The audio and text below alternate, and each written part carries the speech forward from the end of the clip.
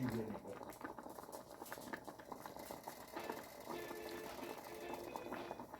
This whole barn here is part of manufactured in 1986. And Weisband will call this type of code an equidistant letter sequence, or ELS, otherwise known as a skip code. How it works is you take a letter or a number of letters, then you skip a certain number of letters, then you take your same number of letters, skip the same number, and repeat.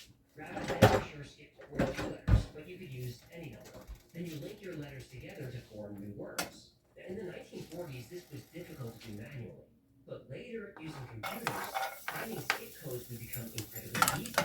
Computer programs could also expand on the skip code technique using more complicated search parameters. Original letters found in skip codes would be strung together to form one long line of text, but computers allowed researchers to take these long strings and divide them into lines, and these lines could be 20 characters long, or 50, or whatever you put into the program. Now, with letters arranged on a grid, new messages could be found by super-iterating through various skip codes and grid sizes searching for the names. Once the message is found, the program will then search horizontally, vertically, and diagonally for dates with intersecting names. These dates are then compared with the known dates of birth and death for each of the names. The result of the experiment applies everywhere. The computer program found all the names of the rabbis encoded in the Bible, and they arranged on a grid. They also found the dates of birth and death intersecting the names. They tried again with 32 names. Again, the program worked. All the names and dates were searched regarding the Torah codes is that they exist and that they are not a mere coincidence. Dr. Drift, Whitson, and Rosenberg published the results of their study in the peer-reviewed journal Statistical Science. Naturally, the study was published. Several experts found mistakes that they never could. In 1997, Aaron Gans, a senior principal mathematician at the NSA, set out to disprove the Bible code. When Gans first heard the story, he was skeptical. He said it was nonsense. People are always coming up with all kinds of weird claims. The Loch Ness Monster, Bigfoot, flying saucer. By nature and by training, I'm a skeptical person. One day my wife asked if I had ever heard of something called Torah codes. I said yes, but she shouldn't take it seriously. She asked me, how do you know? Have you looked into it? I distinctly remember saying, I have better things to do with my time than chase after nonsense. And she said, I know it's nonsense. Gans created his own computer program to disprove the Bible code. Not only was he able to find the names of the rabbis and their birth and death dates in the Bible, his program also found their places of birth and death. So another skeptic turned believer. In 1990, Dr. Ritz had an idea. He was able to find information about rabbis who lived hundreds of years ago, but he wondered if the Bible also had information about people who were still alive. In 1990, Saddam Hussein was one of the most famous people on the planet. Dr. Rips input the dictator's name into the program to see if he was encoded in the Bible. He was. Because the Bible code was correct, Saddam Hussein was going to attack Israel in 3 weeks. He sure did.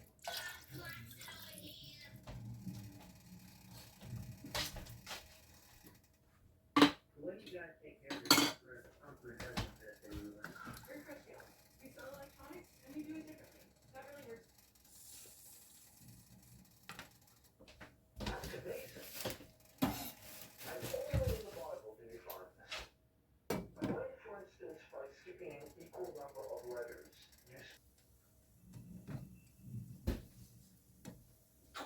logic tells me that the Bible was encoded to give us variance. That the Bible held a hidden code that predicted an impending nuclear war. There are references to the cities Jerusalem and New York, intersecting the name Bin Laden in the year 2006.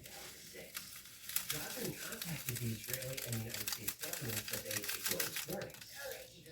Allegedly. Even though nuclear war didn't happen in 2006, Drozdon still felt there was imminent danger and was worried he got the date wrong. Somebody got 3 pieces of mail An today. extremely advanced computer program could successfully predict all the events of the future, just like a computer that's used to predict highway traffic patterns or the weather. You put in as much data as you can, and then the computer can predict with reasonable accuracy how fast cars are going to be moving on a freeway or if it's going to rain.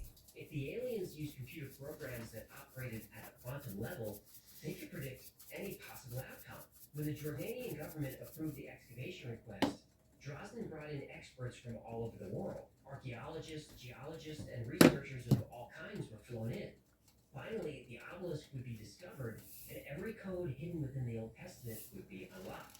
Oh, what did they find? Well, the political climate of the Middle East shifts quickly. At the last minute, the excavation permit was revoked. Michael Drosnin would go on to publish 2 more books about the Bible code, but as the years went on and fewer predictions came true, each new book performed worse than the previous one. In June 2020, Michael Drosnin passed away. After spending 25 years researching, even learning Hebrew in the process, Michael Drosnin wouldn't live to see the Bible code proved. The counted as matches. For example, if you were searching for matches about Elvis, E.A. Presley or Mr. Presley or E.A.P. would all be considered matches. So would husband of Priscilla or Lisa Marie's father or even the king. Also, while modern Hebrew uses vowels, the ancient written Hebrew language did not. So word matches were found using only consonants, which gave the researchers a lot of wiggle room. Both Dr. Rips and Michael Drosnin blew off this criticism. In fact, Drosnin said, if my critics can find a message about the assassination of a prime minister in Moby Dick, maybe I'll believe it. No way, that was in Moby Dick.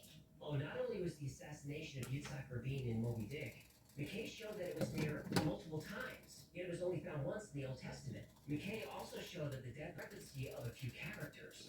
A human reader wouldn't notice a difference, but a computer program designed to create a message by skipping a certain number of characters, that would break the program. So are there messages hidden within the text of the Bible? Or is this yet another case of the human mind trying to form patterns and randomness, trying to make order from chaos? I don't know. I do know that there are things in the universe beyond our understanding. And as long as mysteries exist, we have a duty to try and solve them. In other words, it is the glory of God to conceal a matter, and it is the honor of kings to search it out. So I guess we keep searching. Today's episode is brought to you by one of the most unique sponsors we've ever had, Established Titles. That doesn't sound like VPN software. It's not. Nice change of pace. Established Titles let you buy as little as 1 square foot of land in Scotland, and this allows you to call yourself Lord, or Laird as they say, or Lady. Also, Established Titles plants a tree with every order, and is partnered with great charities like One Tree Planted. Hold on. Did you just say I could buy land in Scotland? Fillmore, reserve your overnight stay. Tells me that these women were allowed to go back to the rear to take a shower and do personal hygiene every 3rd day for I believe they were gone between 2 and 6 hours. Alright, so you're going through the hell of Ranger School, which is designed to be a long, grueling